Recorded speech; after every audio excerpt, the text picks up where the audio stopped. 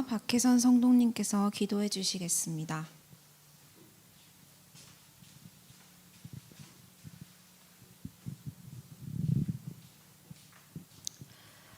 기도하시겠습니다. 사랑이 많으신 하나님 감사합니다. 한 주를 살아가다 보면 하나님을 기억하는 시간보다 잊어버리는 시간이 더 많음을 고백합니다. 그러나 우리는 하나님 없이는 살 수가 없습니다. 하나님을 바라며 예배의 자리에 나왔습니다. 하나님을 바라는 우리의 마음을 기쁘게 받아주시고 이곳에 임하여 주시옵소서. 하나님, 어릴 때 어른이라고 생각했던 나이를 훌쩍 넘겼지만 오늘은 여전히 두렵고 세상은 혼란스럽게 다가옵니다. 오늘을 어떻게 해야 할지, 내일은 괜찮을지 걱정과 염려가 내 삶을, 내 미래에 가득합니다. 불안과 염려를 해결하려 계획을 세우고 혹은 결핍을 원동력 삼아 삶을 채우려는 시도들이 계속 이어집니다. 그것이 나를 살리는 것이기보다 오히려 소금물을 먹는 것처럼 끊임없이 목이 마르고 영혼이 흐려지는 것을 느낍니다. 하나님을 경외하고 가까이 하는 것이 내 영혼을 지키는 것임을 내가 머리로는 알지만 그것이 삶에 잘 녹아들지 않습니다. 즐거움을 보상 삼아 지친 하루를 마무리하는 것이 습관처럼 되어버렸습니다. 내가 오늘부터 내 불안과 염려로 계획하기를 멈추고 그것들을 하나님께 들고 나아가려 합니다.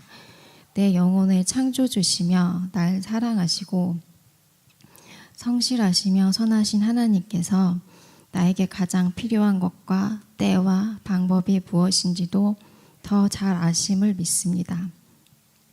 내가 이것이 나에게만 있는 기이한 일이 아니라 삶의 일부임을 내가 받아들이게 하시고 하나님과 함께 해결해 나가는 과정 중에 내가 배워야 할 것들을 배워나가게 하여 주시옵소서. 내가 어리고 어리석은 때에도 이미 나를 사랑하셨고 나의 우매한 선택들로 미련한 삶을 반복할지라도 너는 여전히 존재 자체로 나의 기쁨이란다 하시는 사랑의 하나님, 실수투성이 시간을 보내는 중에도 나의 성장을 믿으며 계속 가르치시고 돌보시는 하나님, 나는 그 하나님의 사랑과 선하심과 인도하심이 여전히 매일 필요한 존재입니다. 사랑의 하나님, 돌보시는 하나님, 가르치시는 하나님이 나와 함께 하셔서 나의 영혼이 나답게 살 수 있도록 내 영혼을 매일 회복시켜 주시옵소서. 또한 추운 밤에는 불기둥의 따뜻함을, 더운 낮엔 구름 기둥의 시원한 그늘을, 그리고 오늘의 만나와 메추라기의 즐거움도 감사로 온전히 누릴 수 있게 하여 주시옵소서. 하나님께서 각 사람에게 맞는 사명을 주셨습니다.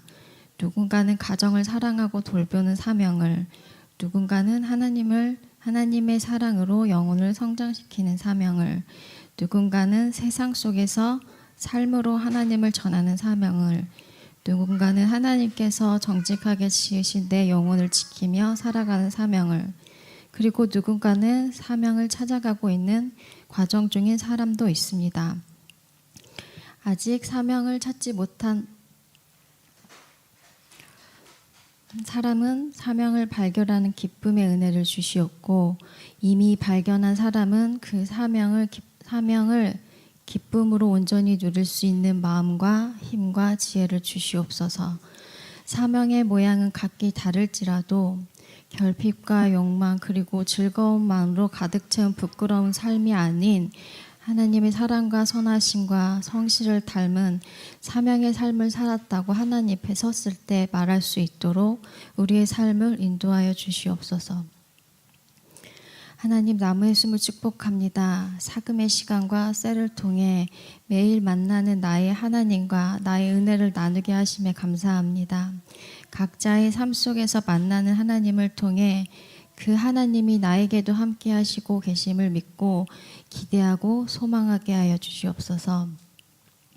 주일학교가 8월 3일부터 이틀에 걸쳐 예수님과 함께 살아요라는 제목으로 여름 성경학교를 준비하고 있습니다.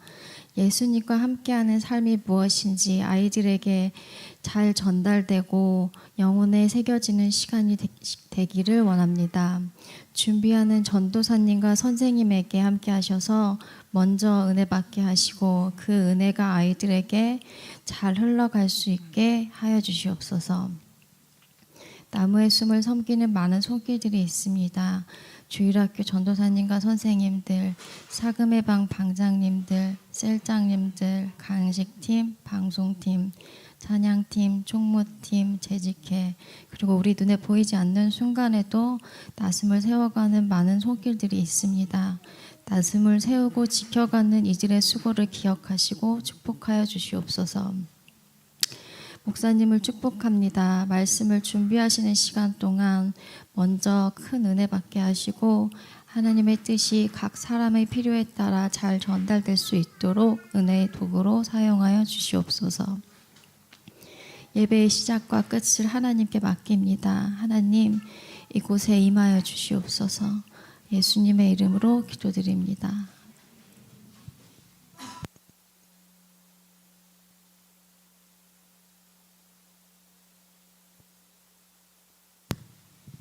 다 함께 주기도문으로 고백하시겠습니다. 하늘에 계신 우리 아버지여, 이름이 거룩히 여김을 받으시오며 나라에 임하옵시며 뜻이 하늘에서 이룬 것 같이 땅에서도 이루어지리이다. 오늘날 우리에게 일용할 양식을 주옵시고 우리가 우리에게 죄 지은 자를 사하여 준 것 같이 우리 죄를 사하여 주옵시고 우리를 시험에 들게 하지 마옵시고 다만 악에서 구하옵소서. 대개 나라와 권세와 영광이 아버지께 영원히 있사옵나이다. 아멘. 다 함께 찬송가 591장 찬양하시겠습니다.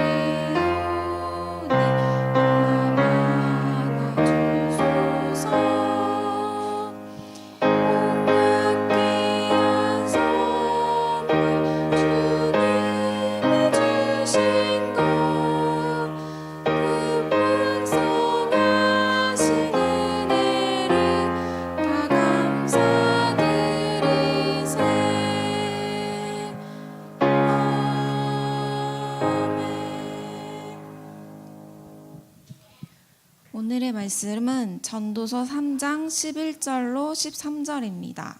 전도서 3장 11절에서 13절입니다. 다 찾으셨으면 한 목소리로 봉독하시겠습니다.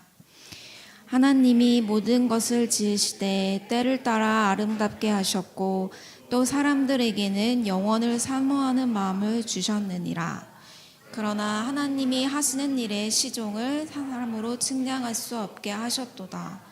사람들이 사는 동안에 기뻐하며 선을 행하는 것보다 더 나은 것이 없는 줄을 내가 알았고 사람마다 먹고 마시는 것과 수고함으로 낙을 누리는 것이 하나님의 선물인 줄도 또한 알았도다. 목사님 나오셔서 오늘이라는 선물을 주제로 설교해 주시겠습니다. 안녕하세요. 예, 전도서 설교를 조금 더 이어가려고 합니다. 사금은 아가서로 넘어갔는데요. 제가 아가서 설교는 예전에 몇 번 한 적이 있어서 그것을 참고하시면 좋을 것 같고요. 전도서 말씀을 몇 주 더 함께 살펴보도록 하겠습니다. 전도서는 계속 우선순위에 대한 이야기라고 말씀을 드렸죠. 인생에서 가장 중요한 1번이 있어요. 그건 영혼에 대한 거예요. 내 내면이 회복되고 내가 하나님의 부르심의 소명의 삶을 살아가는 게 인생에서 가장 중요합니다. 그리고 세 번째로 그렇게 안 중요한 게 있다고 말씀드렸어요. 헛되다라는 표현은 여기서 많이 나오죠. 그래서 세 번째로 중요한 거, 별로 안 중요한 것들에 대해서 이제까지 설교를 드렸죠. 말씀을 나눴죠, 저희가. 그렇죠? 그래서 성공, 좋은 것이긴 하지만 그렇게 중요한 거 아니고 풍요도 마찬가지고 안정을 과도하게 추구하는 것도 헛된 부분이 있다라고 말씀드렸습니다. 그래서 이건 3번, 그렇게 안 중요한 거. 그럼 2번은 뭐냐? 그럼 2번은 오늘 한 주만 할 건데요. 2번은 뭐냐라고 하면 2번은 우리 인생에서 두 번째로 중요한 건 하나님께서 이미 주신 오늘이라는 선물이 두 번째로 중요하다라고 전도서 우리가 계속 얘기하고 있습니다. 이건 영혼권과 사명의 살보다는 덜 중요한 거예요. 이거보다는 덜 중요한 겁니다. 하지만 풍요와 성공 그리고 과도한 안정 이런 거보다는 더 중요한 것입니다. 그래서 이 2번을 여러분들이 잘 가지고 계신 것이 중요하다라고 하는 것이 오늘 설교의 내용입니다. 그래서 이제 그럼 오늘이라는 선물이 무엇이냐라고 이제 네 가지가 성경에 나와 있죠. 하나씩 살펴보도록 할까요? 사금을 하신 분들은 이미 들으셨지만 크게 네 가지가 나와 있는 걸 이미 알고 계십니다. 첫 번째는 뭐예요? 때의 아름다움을 누리는 것입니다. 그렇죠? 때의 아름다움을 누리는 것. 그래서 3장에서 나와 있죠. 3장 제가 다시 한번 읽어볼까요? 3장 2절에서 8절 앞부분도 좀 읽어드리겠습니다. 같이 보셔도 좋고요. 날 때가 있고 죽을 때가 있으며 심을 때가 있고 심은 것을 뽑을 때가 있으며 죽일 때가 있고 치료할 때가 있으며 헐 때가 있고 세울 때가 있으며 울 때가 있고 웃을 때가 있으며 슬퍼할 때가 있고 춤출 때가 있으며 돌을 던져버릴 때가 있고 돌을 거둘 때가 있으며 안을 때가 있고 안는 일을 멀리할 때가 있으며 찾을 때가 있고 잃을 때가 있으며 지킬 때가 있고 버릴 때가 있으며 찢을 때가 있고 꿰맬 때가 있으며 잠잠할 때가 있고 말할 때가 있으며 사랑할 때가 있고 미워할 때가 있으며 전쟁할 때가 있고 평할 때가 있느니라. 그렇죠? 이 본문이 우리가 나와 있어요. 이걸 한번 다 천천히 읽어보시는 게 저는 되게 좋다라고 생각하는데 이걸 읽으시면 첫 번째 떠오르는 건 뭡니까? 이게 분별력이 되게 중요하겠구나. 일단 먼저 떠올려야죠. 그렇죠? 지금 돌을 던지지 않아야 될 때인데 내가 돌을 던진다든가 내가 잠잠해야 될 때인데 말한다든가 말해야 될 때인데 잠잠해야 되는가 이건 찢어야 될 때인데 꼬맨다든가 그렇죠? 죽여야 될 때인데 살린다든가 살려야 될 때인데 죽인다든가 헐어야 될 때인데 세운다든가 세워야 될 때인데 헌다든가 그렇죠? 그러니까 내가 이 때를 분별하고 있는가가 너무 중요하구나. 그 말인즉슨 맞을 수 있고 그 논리인즉슨 맞을 수 있고 그 문장 자체는 완벽할 수 있지만 때에 안 맞으면 아무런 의미가 없고 오히려 틀린 것이 되는구나. 그렇죠? 그러니까는 내가 어떤 생각을 갖고 있건 어떤 그 논리를 갖고 있건 이때 이게 맞느냐 자체는 우리를 굉장히 겸손하게 만들 수밖에 없는 거죠. 그렇죠? 내 말이 맞고 틀리가 중요한 게 아니야. 이 말을 할 때냐 잠잠할 때가 중요한 거죠. 그렇죠? 내가 치료할 수 있는 능력이 있느냐 없느냐가 중요한 게 아니에요. 지금 내가 치료할 때냐 죽일 때냐가 중요한 거예요. 그렇죠? 그럼 때를 분별해야 된다는 거예요. 때를 분별하는 게 가장 중요하다, 굉장히 중요하다고 말씀하시는데 뒷부분에 11절에 뭐라고 말씀해 아까 얘기한 것처럼 하나님이 모든 것을 지으시되 때를 따라 아름답게 하셨다라고 얘기했어요. 그러니까는 분별하는 것 중에 뭐가 중요해지는 거예요? 때를 분별하는데 어떤 걸 제일 중요하게 분별해야 된다고 얘기합니까? 이때의 아름다움을 분별해낼 수 있는가라는 거죠. 그렇죠? 오늘이라는 이때의 아름다움을 분별해서 그때의 아름다움을 누리는 게 너무 중요해 라고 말씀하시는 거예요. 그렇죠? 이때의 아름다움을 분별해내실 수 있어야 됩니다. 그렇죠? 그래서 이 아름다움을 분별하는 것, 지금 내가 가지고 있는 아름다움이 있는데 그건 신경 안 쓰고 어제 가지고 있었던 거 쳐다보고 있든가 내일 가져야 할 걸 쳐다보고 있어서 오늘 갖고 있는 걸 보지 못한다. 이게 가장 어리석은 거라고 얘기하는 거죠. 때의 아름다움을 분별하는 것. 그렇죠? 그러면서 얘기가 어디로 연결되는 거예요? 이 본문에서 아름다움 자체에 대한 이야기로 연결되는 부분이 있습니다. 이 본문의 매력은요, 우리가 생각하기엔 한쪽만 아름다운데 이 본문은 양쪽이 아름답다고 얘기하는 거예요.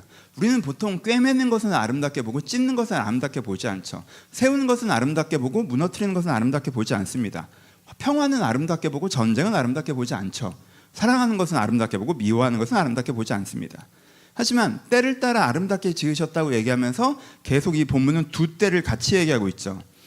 치료, 세워짐, 참음, 기쁨, 웃음, 춤, 안아줌, 연결, 평화, 사랑의 아름다움도 이야기하는데 그 반대로 죽음, 무너짐, 잃어버림, 눈물, 고독, 단절, 전쟁, 미움의 아름다움도 얘기합니다. 여러분, 때에 맞는 미움은요, 사랑보다 아름답습니다. 때에 맞는 전쟁은 평화보다 아름답고요. 그러니까 내가 이분법적인 사고로 밝고 긍정적인 건 아름답고 어두운 건 아름답지 않다라는 것이 중요한 것이 아니라, 그럼 내가 이때 아름다운 게 뭔지 구별해낼 수 있는 게 중요하다는 거예요.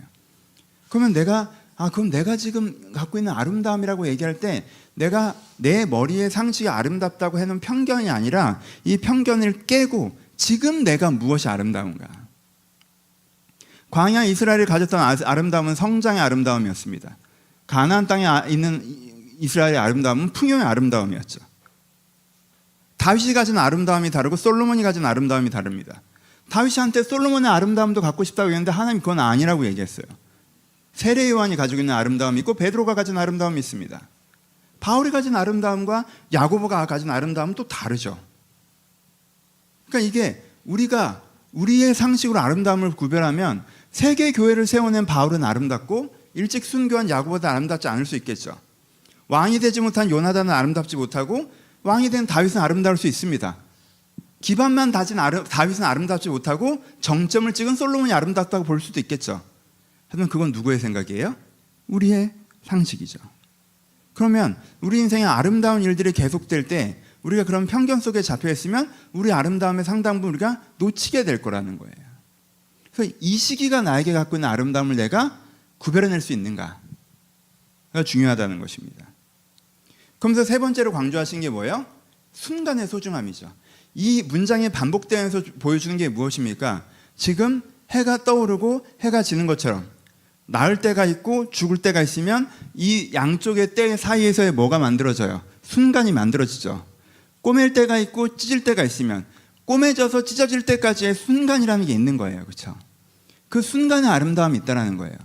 그러니까 내가 지금 가지고 있는 이 순간, 태어남과 죽음 사이에 있는 이 순간을 내가 캐치해낼 수 있어야 된다는 거예요. 그게 소중하다는 거. 여러분, 우리나라 사람들이 가장 아름답게 보는 꽃이 어떤 꽃이라고 생각하십니까? 제가 생각하기엔 벚꽃입니다. 왜요? 사람들이 그때만 유일하게 이것이 순간이라는 거에 의미 부여를 하기 시작해요.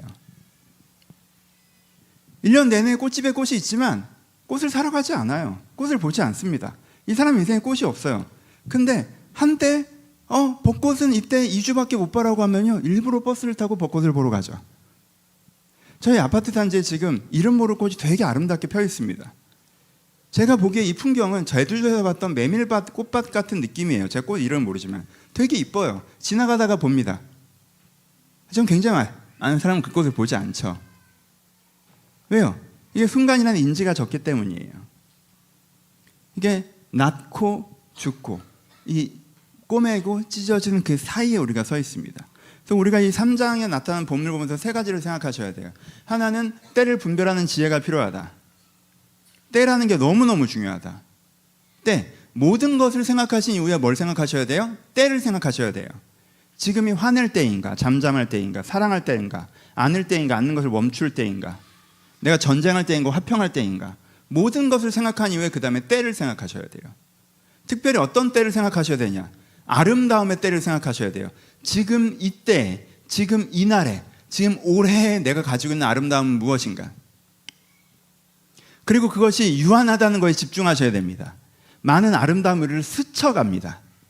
그러니 그 순간에 집중하실 수가 있으셔야 돼요. 이래야 우리가 오늘이라는 선물을 누릴 수가 있습니다. 우리가 항상 주의해야 되는 것이 무엇입니까?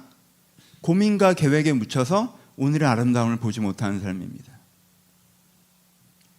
고민과 계획에 묻혀서 부정적인 것과 긍정적인 것, 고민과 계획에 묻혀서 내가 오늘이 어떤 때인지, 오늘 어떤 아름다움이 있는지 생각하지 못하고 오늘을 지나가는 것, 이것을 우리가 굉장히 주의해야 합니다. 그 다음에 하나님께서 주신 오늘이라의 선물에서 무엇을 얘기하고 있습니까? 첫 번째는 때의 아름다움을 얘기하고 있다면 두 번째는 일상의 즐거움을 이야기하고 있습니다. 전도서 3장 13절 읽어드립니다. 사람마다 먹고 마시며 수고함으로 나기를 누리는 그것이 하나님의 선물인 줄 또한 알았도다. 또 그 다음에 5장 18절도 읽어드릴게요. 사람이 하나님께서 그에게 주신 바 그의 일평생에 먹고 마시며 해 아래서 하는 모든 수고에서 낙을 보는 것이 선하고 아름다움을 내가 보았으니 그것이 그의 몫이로다 라고 얘기하십니다. 3장 21절을 읽어드립니다. 그러므로 나는 사람이 자기 일에 즐거워하는 것보다 더 나은 것이 없음을 보았나니 이는 그것이 그의 몫이기 때문이라 라고 얘기하십니다. 8장 15절을 읽어드립니다. 내가 희락을 찬양하노니 이는 사람이 먹고 마시고 즐거워하는 것보다 더 나은 것이 해 아래서 없음이라 라고 말씀하십니다. 그렇죠? 그래서 계속 뭘 얘기하세요? 먹고 마시고 수고하고, 그렇죠? 먹고 마시고 수고하고, 이것을 얘기하시면서 자기 일을 즐거워하는 것, 수고의 즐거움을 얘기하는 거죠. 그리고 희락을 찬양하노니라고 하면서 먹고 마심에 대해서 얘기하는 거예요. 그러니까 어떤 거예요? 일상의 즐거움이죠. 잘 일하고 잘 쉬는. 아침에 일어나서 하루를 딱 시작해요. 그리고 일터로 나아가서 일을 합니다. 그리고는 해질녘쯤에 들어와서 그리고 내가 맛있는 음식을 먹고 와인 한잔 하면서 사랑하는 사람들과 수다 떨고 그리고 다시 잡니다. 아침에 일어나서 또 일터로 나아가요. 이게 재밌다는 거예요. 이게 선물이라는 거예요. 일상의 즐거움, 일상의 즐거움을 느낄 수 있는 감각, 이것이 우리 가운데 굉장히 중요하다고 말씀드립니다. 하나님께서는 일상이라는 거 우리 가운데 선물로 주셨습니다. 이 일상 하나하나 우리 가운데 되게 좋은 거예요. 근데 중요한 건 우리가 그것을 느낄 수 있는 감각이 있느냐의 문제인 거죠. 다시 반복합니다. 걱정과 계획에 쌓여서 맛있는 걸 먹어도 맛을 모르고 편한 잠자리에 누워도 편한 줄을 모르고 일을 하면서도 이 일의 의미와 보람을 모르고 지내다 보면 일상의 선물이 내게 감각되지 않는 것이죠. 그렇죠? 이것을 느끼는 게 되게 중요해요. 이것이 2번 되게 중요한 것입니다. 세 번째는 무엇입니까? 사람이 주는 기쁨을 얘기하십니다. 4장에 나오죠. 4장 9절에서 12절에 나와 있습니다. 두 사람이 한 사람보다 나으면 그들이 수고함으로 좋은 상을 얻을 것임이라. 혹 그들이 넘어지면 하나가 그 동물을 붙들어 일으키려니와 홀로 있어 넘어지고 붙들어 일으킨 자가 없는 자에게는 화가 있을지라.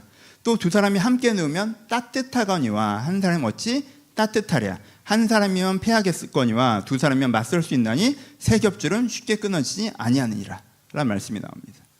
그리고 또 전도서 9장 9절에 어떤 말씀이에요? 내 헛된 평생의 모든 날, 곧 하나님이 해 아래서 내게 주시는 모든 헛된 날에 내가 사랑하는 아내와 함께 즐겁게 살지어다.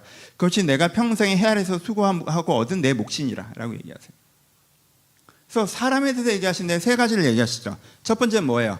정서적 평안, 함께 눕는 따뜻함. 이건 정서적 평안에 대한 것이죠. 그렇죠? 두 번째는 삶의 도움, 삼겹줄은 끊어지지 않는다. 인생 혼자 싸워가는 사람과 서로 돕는 사람의 인생의 강도의 차이, 그 사람이 내게 있어 든든함에 대한 것이죠. 그렇죠? 그리고 세 번째는 뭐예요? 즐거움에 대한 것이죠. 내가 좋아하는 사람과 함께 웃고 떠들고 재밌게 즐겁게 지내는 것, 이것이 사실 일상의 즐거움만큼이나 이때의 즐거움만큼이나 우리가 주신 큰 즐거움이라는 거죠. 그래서 이게 합쳐서 뭐예요? 사람이라는 선물이죠. 내게 주신 좋은 사람, 내 안에 따뜻함을 줘서 내 마음을 위로해주고 내 마음을 안정시키는, 그리고 나를 지지해줘서 인생의 문제를 함께 풀어가는, 그리고 나와 함께 있으면서 즐거운 이 사람이 나에게 주신 오늘이라는 선물이에요. 오늘 내가 갖고 있는 좋은 사람. 그러니까 이것을 누리셔야 된다는 거예요. 근데 똑같이 반복합니다. 우리는 때로 계획과 걱정에 빠져서 내가 누구를 가지고 있는지도 잊고 살죠. 이 사람이 있는 게 나에게 얼마나 대단한 것인지도 잊고 삽니다. 그래서 그 사람을 누리지를 못합니다. 그렇죠? 네 번째는 간단히 얘기합니다. 네 번째는 선의 즐거움이죠. 그렇죠? 이미 본문에 읽은 것처럼 하나님께서 기뻐하며 선을 행하는 것보다 나은 것이 없다라고 말씀하셨는데 이건 설명하지 않겠습니다. 그래서 오늘 주신 선물은 이렇게 하나님께서 우리에게 주신 오늘이라는 선물, 크게 오늘은 세 가지를 얘기할 건데, 하나는 뭐예요? 이때의 아름다움. 두 번째, 일상의 즐거움. 세 번째, 사람이라는 선물. 그렇죠? 사람의 즐거움. 이 세 가지를 우리 가운데 선물로 주셨다고 합니다. 그래서 여러분들이 이걸 누리시는 습관을 갖고 계셔야 돼요. 여러분, 이걸 누리고 계십니까? 이걸 누리지 못하는 사람의 특징이 있습니다. 우리 누리지 못하는 사람의 특징, 그리고 그것을 어떻게 개선해 나갈까, 그리고 결론으로 갑시다. 누리지 못하는 사람의 특징은 크게 네 가지로 나눠집니다. 첫 번째, 이미 계속 말씀드리는 거예요. 3번이 너무 중요한 사람은요, 2번을 누리지 못합니다. 이제까지 계속 말씀드린 거죠.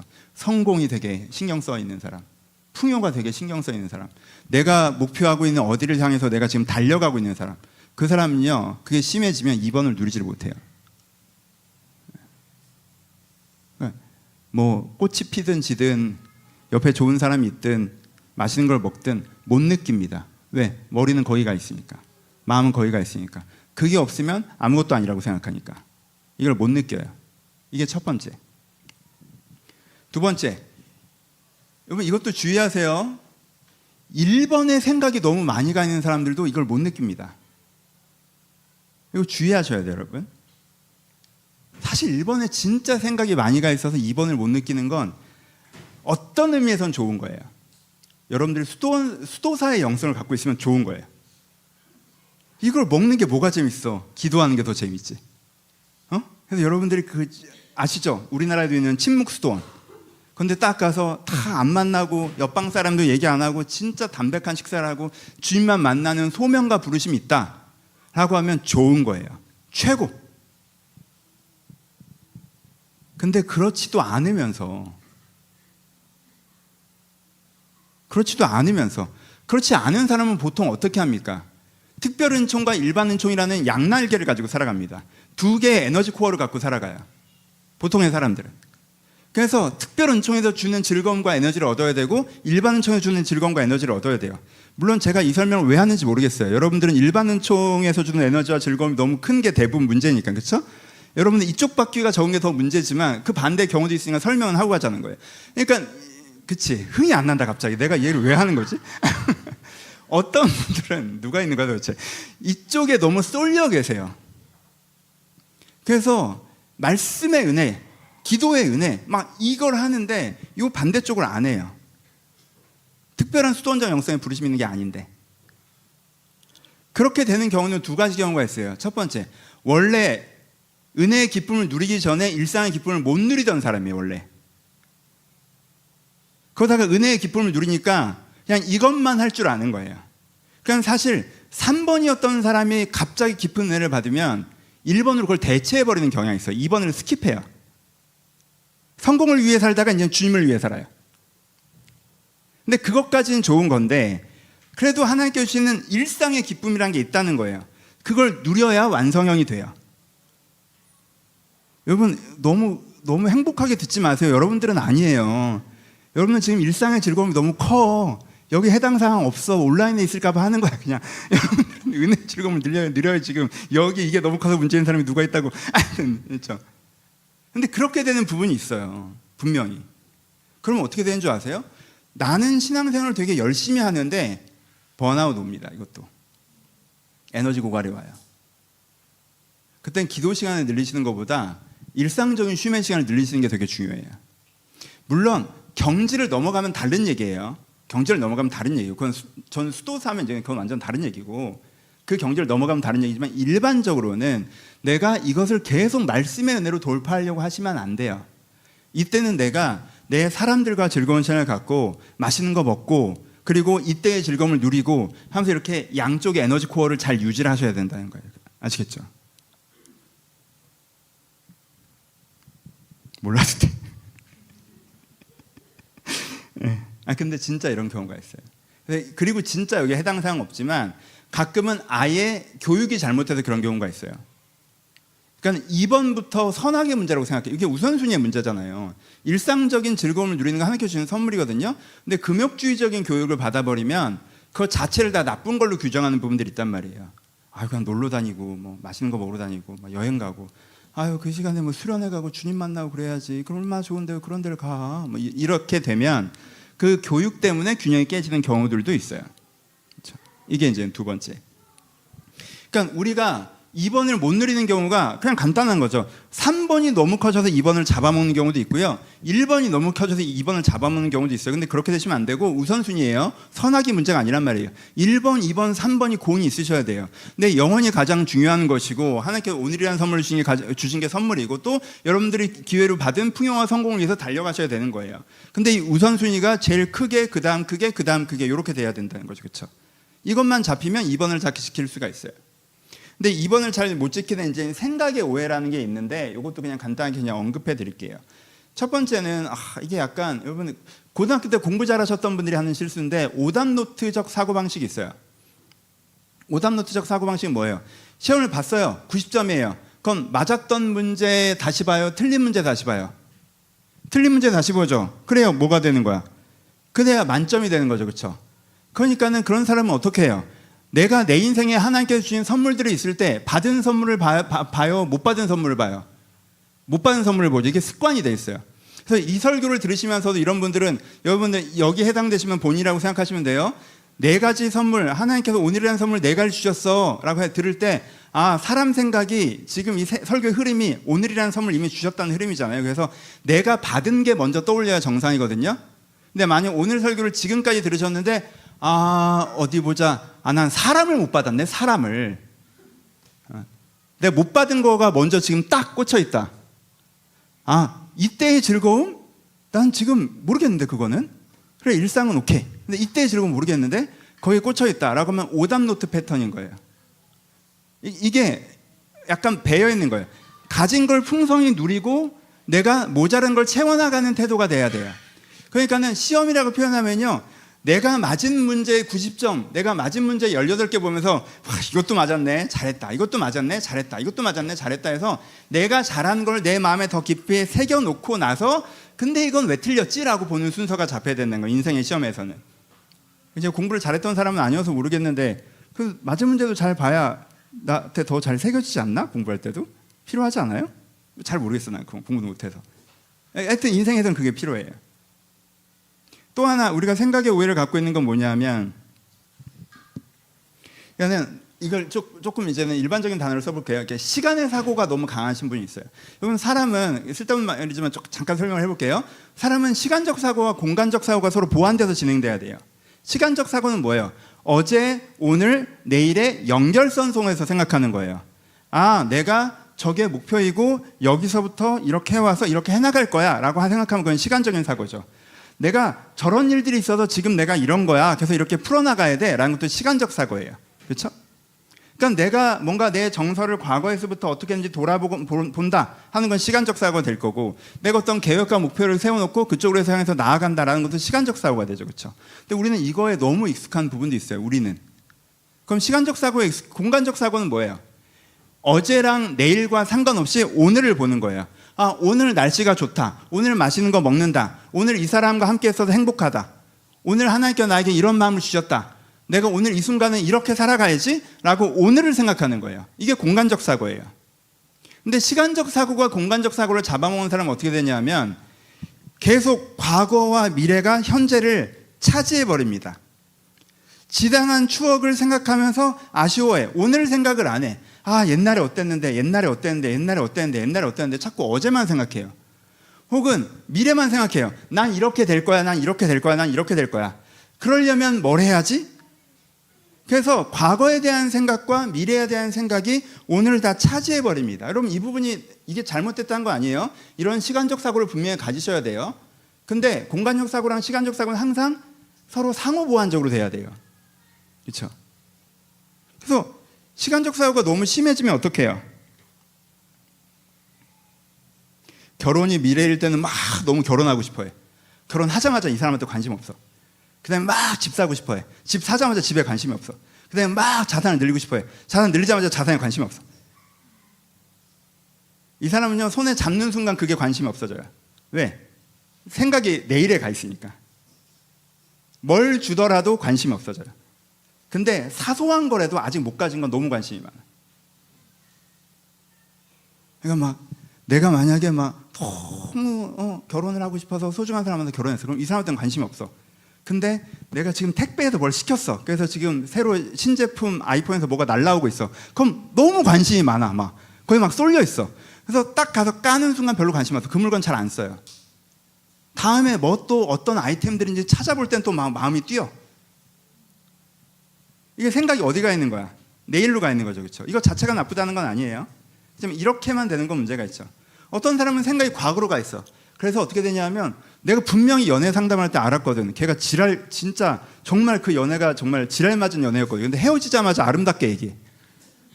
정말 아름답게 얘기해. 그 회사 다닐 때 정말 쌍욕을 했거든. 근데 그 때려치자마자 너무 좋은 회사였대. 얘한테 좋은 평가를 받으려면 과거가 돼야 돼. 나도 걔가 우리 교회를 떠나면 날 좋게 평가할 거야 아마. 이런 식의 생각인 거죠. 이 사람의 생각은 항상 과거에 가 있어요. 그래서 애 키울 때 그렇게 안 이뻐해 놓고 애 어릴 때 얘기를 그렇게 해. 애 아기 때 너무 이쁘다 그러면 목사님 미쳐버리겠어요. 항상 그래 놓고는 조금 지나면 그때 너무 그리워요. 지금도 이쁘죠. 지금은 아니고 그때 너무 그리워요. 생각이 과거에 가 있어요. 여러분 이거에 우리가 되게 익숙해요. 왜냐하면 한국은요 오단노트적 사고와 시간적 사고를 굉장히 많이 가르치는 나라예요. 그래서 그 사고방식이 우리한테 되게 익숙해요.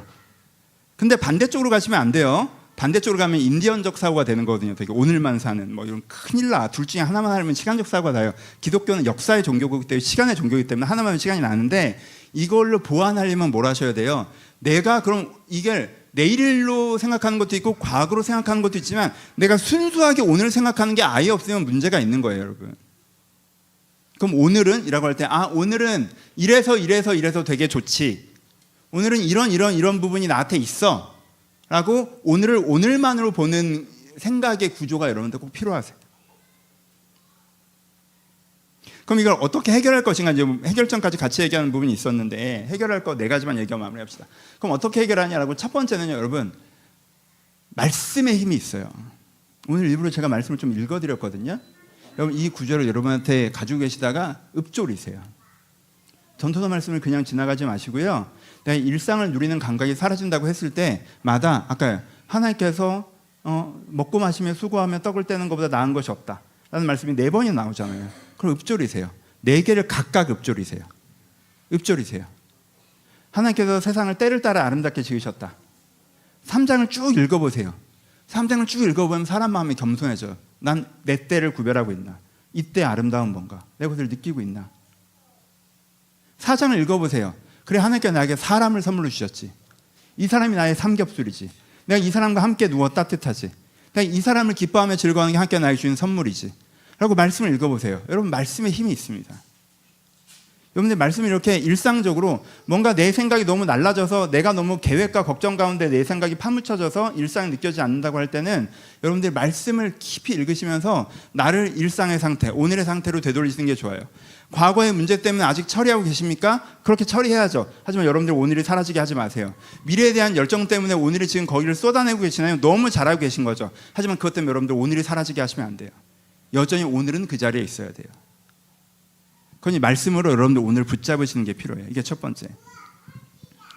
두 번째로 하셔야 되는 건 이것도 별로 안 중요한데 조금 길게 할게요. 80점의 사고방식을 가지시는 게 되게 중요해요. 80점의 사고방식. 여러분 정말 맛있는 걸 먹어요. 정말 맛있는 걸 먹어. 그럼 이건 몇 점이에요? 100점이죠. 지난주에 어떤 집사님이 새우 안자를 사주셨는데 너무 맛있었어. 너무 맛있었어. 같이 먹었던 애는 진짜 맛있지 않냐? 이러면서 나왔어. 그럼 100점이지. 그렇죠? 그 다음에 집에 가서 라면 먹었어. 이건 몇 점이에요? 80점이죠. 여러분 라면은요 나이가 들수록 맛있어. 왜냐면 그게 독약이어서 자주 먹으면 안 되거든. 그래서 이게 내 건강을 훼손하면서까지 먹는 거라, 이게 진짜 큰맘 먹고 정말 먹는 거란 말이야. 그러니까 이걸 한 젓가락도 낭비할 수가 없어요. 집중해야 돼. 라면 끓여 먹으면 진짜 라면 집중해서 먹어야 돼. 얼마나 맛있는데. 그렇죠? 이게 80점. 끼니는 때웠는데 맛도 없고 영양도 없어. 그런 음식을 먹고 살아야 돼. 그럼 60점. 그 끼니조차 3번을 못 먹어. 그러면 40점. 아무것도 못 먹어. 그럼 0점. 내가 너무 좋은 방, 너무 좋은 침대에서 자. 그럼 100점. 그냥 평범한 방, 평범한 뭐 이불에서 자. 그럼 80점. 불편한 잠자리에서 자. 60점. 시끄럽고 추워서 잠을 제대로 못 자겠어. 40점. 잠을 아예 못 자겠어. 0점. 내가 너무 좋은 사람이랑 살아. 100점. 좋은 사람이긴 한데 쟤는 이런 단점이 있기는 해. 80점. 가끔 저 단점 때문에 근데 좋은 사람이야. 80점. 혼자 살아. 60점. 그지 같은 애랑 살아. 40점. 잘못 걸렸어. 0점. 포인트를 아시겠죠? 우리가 생각이 어떻게 해야 돼요? 100점부터 0점까지 이렇게 돼야 돼요. 근데 우리의 사고의 오해가 뭐냐면, 요즘 우리가 갖고 있는 사유가 뭐냐면, 최고의 식사와 최고의 집과 최고의 사람과 있어. 그럼 120점. 그걸 갖는다고 해서 엄청난 거 아니거든? 그 정도는 아니야. 근데 그럼 120점. 나머진 빵점. 너무 좋은 사람과 살아. 120점. 단점 있는 사람과 살아. 나 어쩌다 이렇게 됐지? 빵점. 나 혼자 살아. 빵점. 너무 좋은 사람이랑 살아. 너무 맛있는 걸 먹어. 120점. 라면 먹어. 빵점. 우리 생각이 이렇게 갈라진단 말이에요. 그게 아니에요, 여러분. 80점의 사고방식을 하셔야 돼요. 괜찮은 평범함은 80점이에요. 그럼 내가 그 80점을 누리고 있을 때 우리가 뭘 할 수 있어요? 100점에 그렇게까지 그렇게 되지 않아요. 왜? 가성비가 안 좋잖아. 80이 100이 되려면 그렇잖아요. 그 가성비 구간이라는 게 있죠. 원래 사치품은 가성비 구간이 있다는 거예요. 이 시계도 충분히 시계가 잘 가. 난 이 짝퉁과 저 진품을 구별할 능력이 없어. 그러면 거기서부터 가성비 구간, 이게 사치품 구간이란 말이에요. 그러면은 내가 그것을 쏟아내는 데 대해서 약간 굳이? 라는 생각이 많이 든단 말이에요. 그렇죠? 굳이라는 생각이 들잖아. 그래서 내가 내 인생을 80점이라는 것, 내 인생의 7, 80점, 내 인생의 75점에서 85점 사이라는 걸 느끼고 있는 사람은요, 그 부분에서 3번에 쉽게 매료되지 않아요.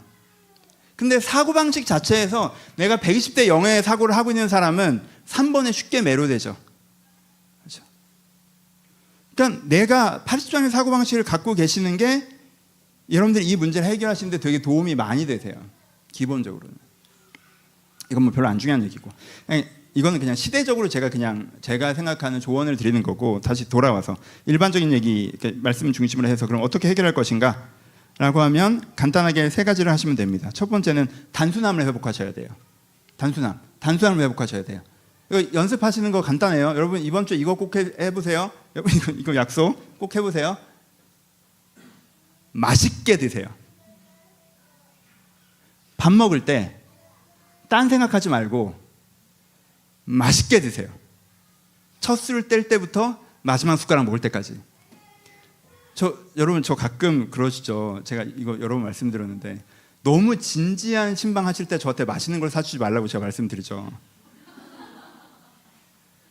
정말 제가 좋아하는 어떤 집을 데려가서 앉자마자 첫 음식 안 나왔는데 진지한 얘기를 꺼내서 내가 우리 다 먹고 얘기하자고 그랬거든. 뭐가 될 거 아니야. 굳이 그러면서 이걸 어떻게 먹어? 그러니까 맛있게 드셔야 돼요. 여러분 이거 되게 좋은 연습이에요. 이게 끊어간단 말이야. 먹을 때조차도 뭘 먹는지 모르게 내 생각이 따로 돌아가고 영상 틀어놓고 그렇게 별로 좋은 거 아니에요. 맛있게 드셔야 돼요. 몸에 해로운 거 먹을 때는 진짜 여러분 집중하셔요. 여러분 건강 포기하면서 먹는 거잖아 지금. 그 아이스크림 여러분들이 뭘 포기하면서 먹는 거야? 여러분들이 건강을 포기하면서 먹는 거잖아.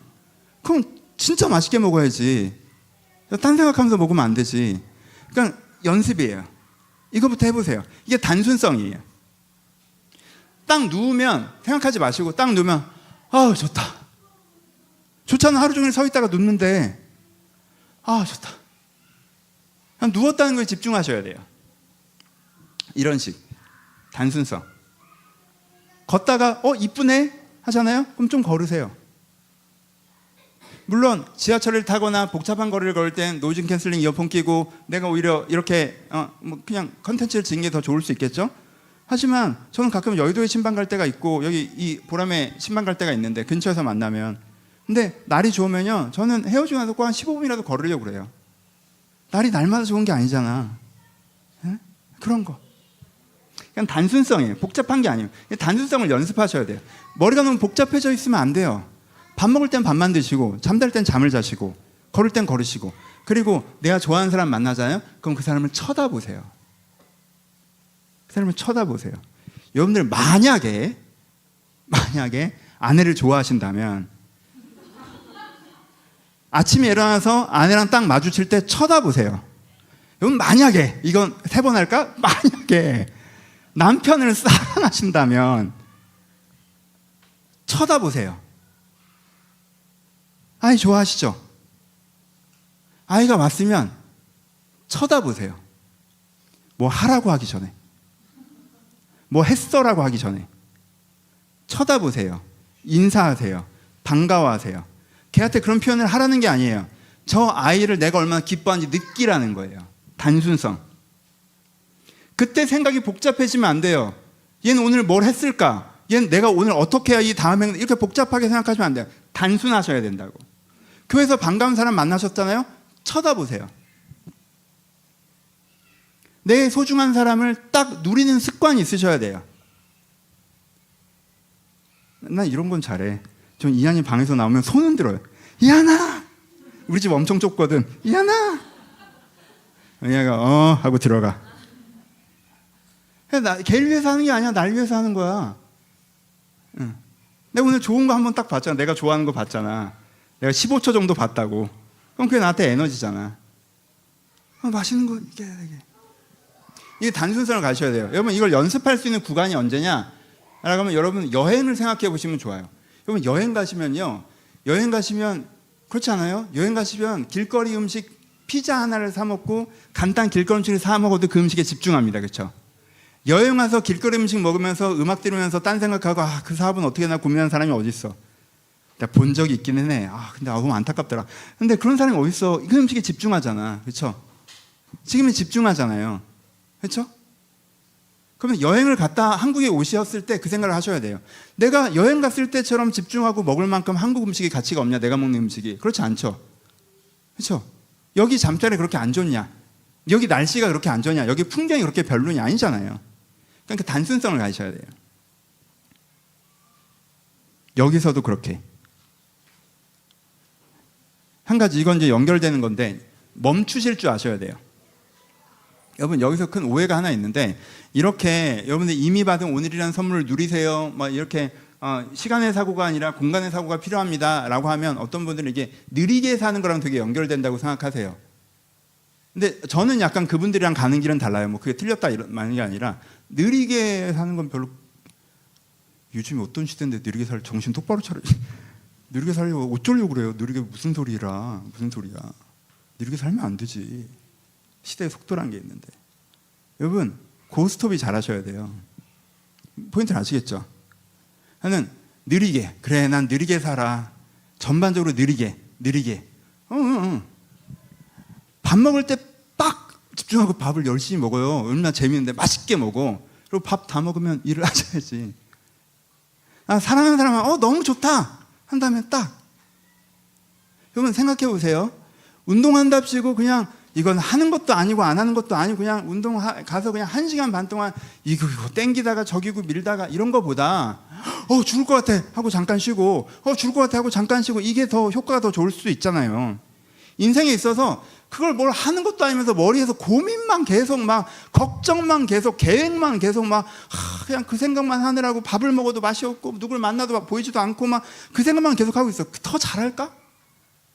더 잘할 수도 있지만 사람 따라 다른 거긴 하지만 그게 아니라 내가 진짜 달리는 시간과 멈추는 시간 걱정하고 고민하고 밥은 맛있게 먹고 내가 계획한 걸 실천하고 잠은 즐겁게 자고 내가 내 일상에 분주한 게 있지만 그걸 한 다음에 내 인생에 산책하는 시간도 주고 그렇게 하면요 사람이 옆 사람이 물어봤을 때 요즘 많이 바쁘지? 요즘 별로 안 바쁜데? 라고 느껴져요.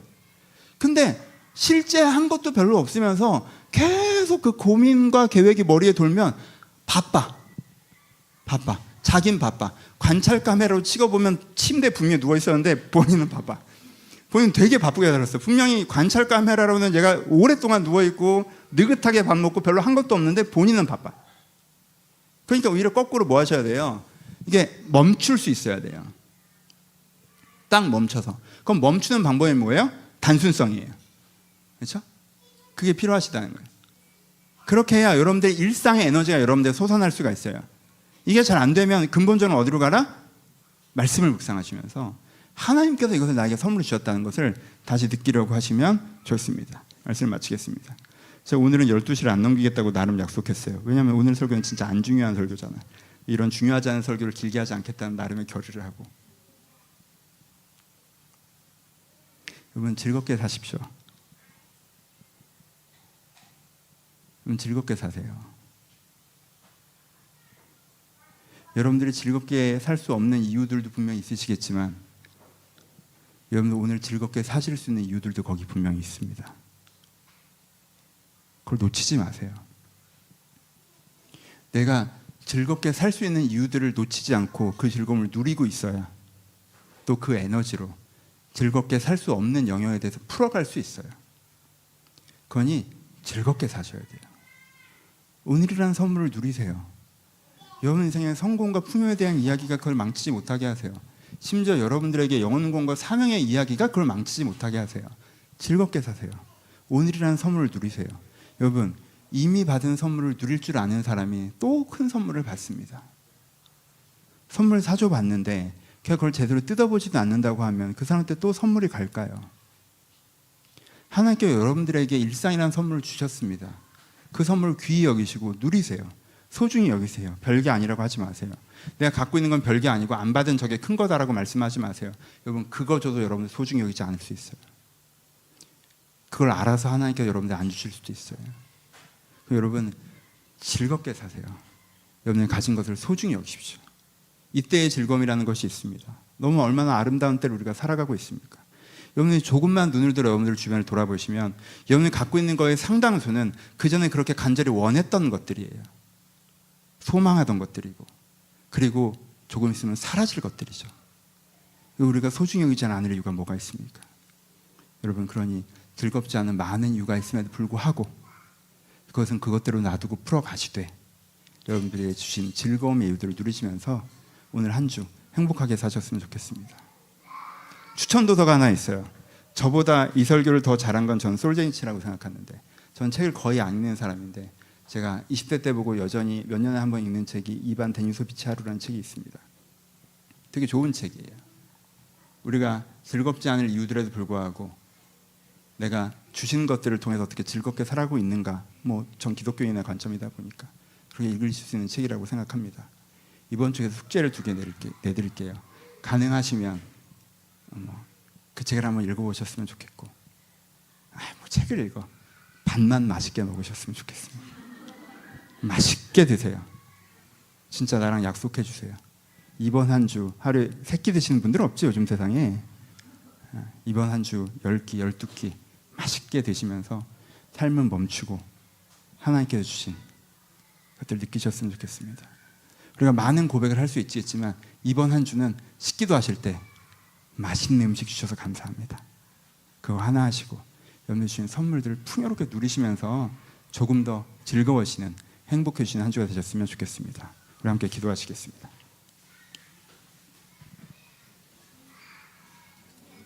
여러분 요즘에 행복하십니까? 즐거우십니까? 행복하고 즐겁게 살아가고 계십니까?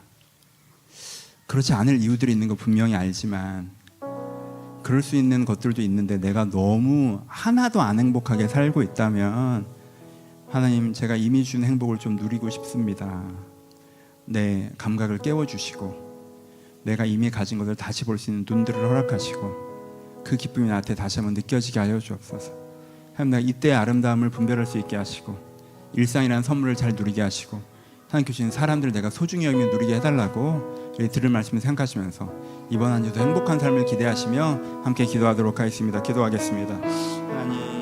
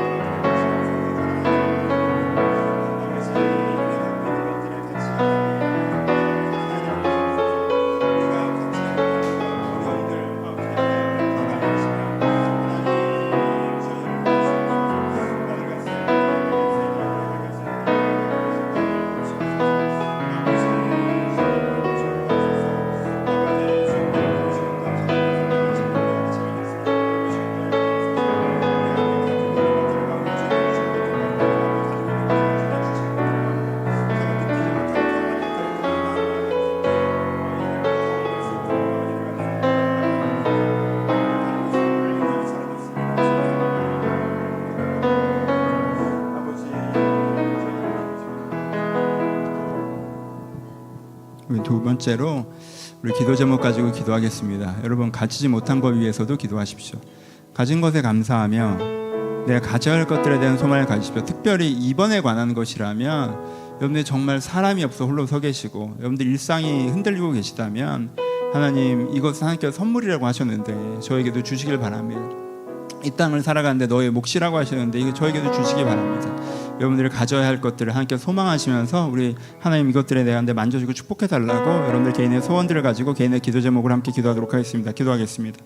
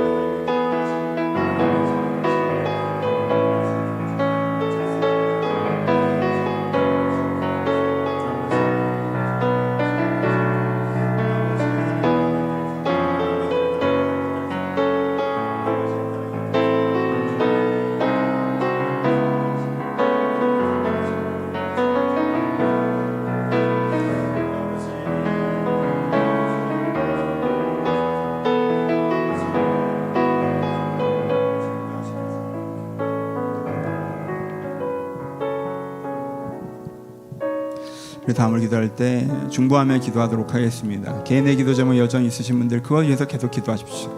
가장 중보해야 되는 것이 나 자신이라면 여러분들 기도를 멈추지 마시고 내 주변에 나보다 아픈 기도가 필요한 은혜가 필요한 자들이 있다면 이름 불러가시면서 여러분들의 가족을 위하여서 교우를 위하여서 여러분들 주변 사람들을 위하여서 교회를 위하여서 세상을 위하여서 여러분들 축복하시면서 중보하며 기도했으면 좋겠습니다. 기도하시겠습니다.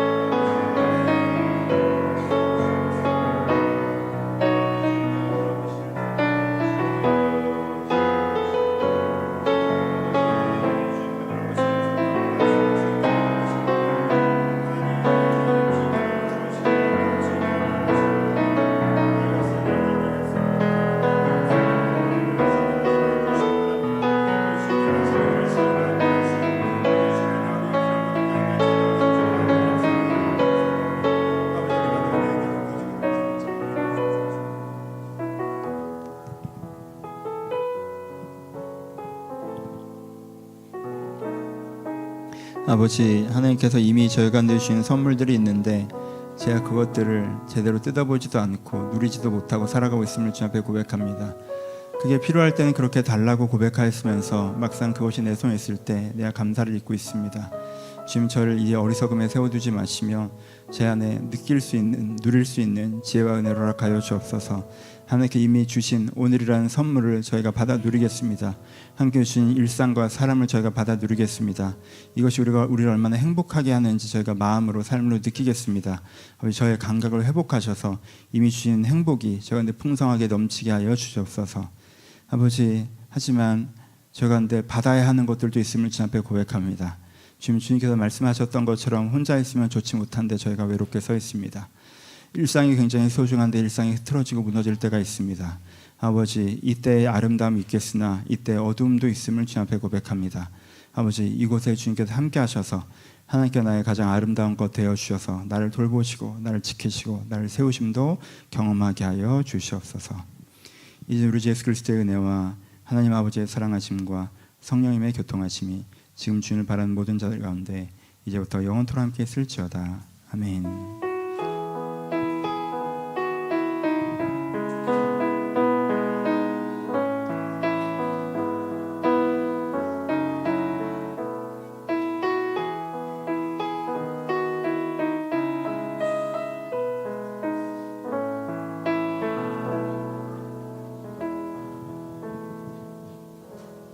서로 주님께 감사 말씀하겠습니다. 감사합니다. 감사합니다. 네, 우리 총무님 나오셔서 광고해 주시겠습니다.